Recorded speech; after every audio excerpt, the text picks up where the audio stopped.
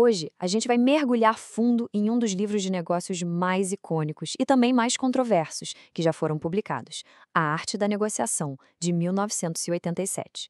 Nessa análise, vamos investigar as estratégias centrais, o contexto da época em que ele foi escrito e, claro, o impacto que ele tem até hoje. Olha só, essa citação do próprio livro já entrega o jogo, né? A filosofia central é essa. A preparação e a estratégia são mais importantes do que a pura genialidade. Essa é a ideia-chave que serve como ponto de partida para a gente entender todo o método de negociação que ele apresenta. Mas olha, é importante entender que este livro não é só um manual de como fazer negócios. Ele é um verdadeiro retrato da sua época. Ele espelha aquela cultura corporativa super competitiva, bem individualista dos anos 80, uma era de ambição que parecia não ter limites. Então, para a gente entender de onde vêm essas ideias, a gente precisa voltar no tempo, lá para os anos 80.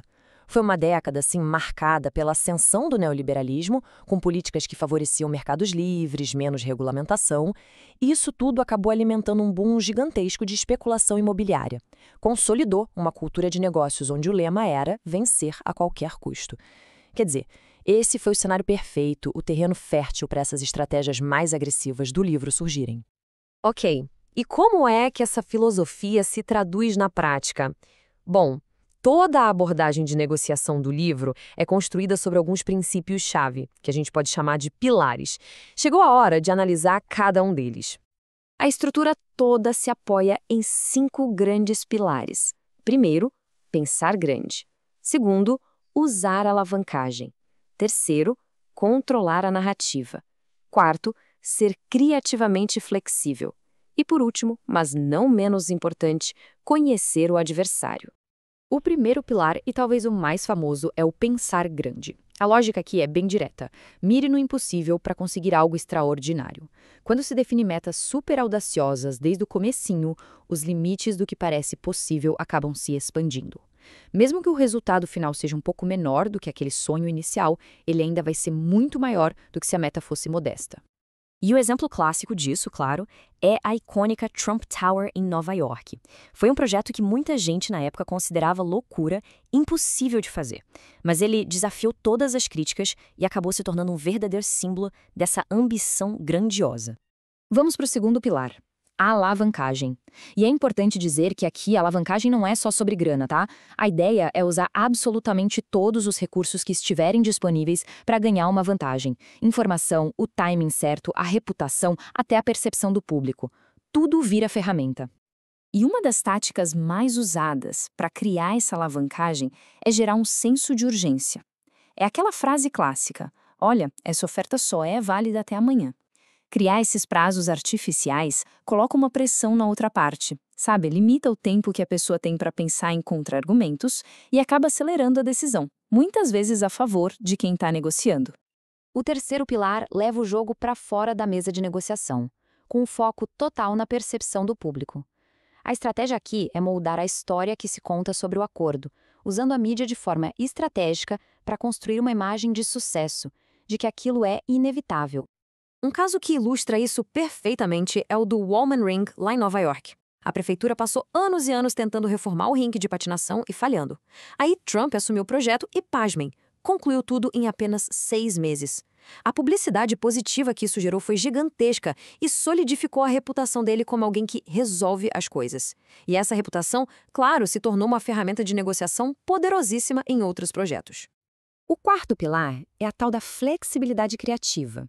Sabe aquela história de plano é bom, mas o jogo muda? É basicamente isso. A negociação é um jogo dinâmico. Então, estar disposto a abandonar um plano rígido quando uma oportunidade melhor aparece não é visto como fraqueza, mas sim como inteligência estratégica. E um exemplo prático disso foi o que aconteceu com o Grand Hyatt. O projeto era transformar o antigo e decadente cômodo hotel. Só que o plano original estava indo direto para a falência. Foi aí que uma mudança criativa no meio do caminho, com uma parceria inovadora e um design super arrojado, transformou o que seria um fracasso em um sucesso estrondoso.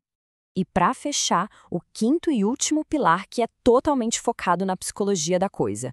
Conhecer o adversário. É sobre entender a fundo o que a outra parte deseja, quais são seus medos, suas motivações. Se você consegue mapear o que eles realmente querem, fica muito mais fácil antecipar os movimentos deles e apresentar suas ofertas de um jeito que pareça uma grande vitória para eles, mesmo que seus objetivos principais estejam sendo atingidos. Ok, a gente viu os pilares, a teoria por trás. Mas agora é hora de dar um passo para trás e fazer uma análise um pouco mais crítica. Vamos olhar tanto para os pontos fortes quanto para as muitas controvérsias que essa abordagem sempre gerou.